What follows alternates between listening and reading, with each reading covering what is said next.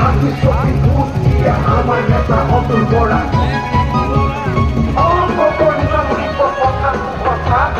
ওকা ঘাতক আমার বাড়ি অতুল বড়া